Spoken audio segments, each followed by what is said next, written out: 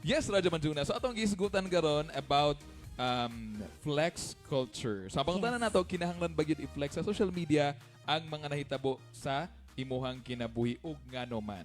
If na ako yung mga like small wins, so ako lang siyang gina-post pero sa akong story lang, wala lang siya gina-post directly sa akong feed. So 24 hours lang siya makitaan sa akong mga audience. Somehow ma-feel validate ko if daghag nag-view sa ako ang stories. Free now and then gina-check ako nag-view siya. Labaw na pag night target audience.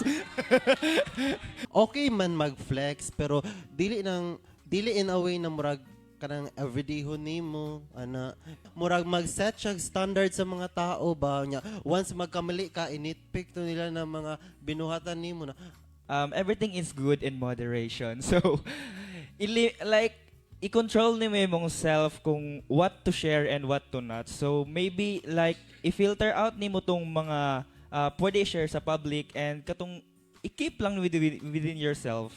Kung feel na ko mag-post, I will post it. If you just want to kanang flex nga kanang happy ko karon kay kanang na try na ko ni nga butang or Sa kaning mga time nga kinahanglan ta mo ato pong i-detoxify atong self nga kanang dili kay ta mubabad sa social media. Yes. Ingon sa ato ang quote for the week Radyo Manjuna, real success is silent. moves are made in private.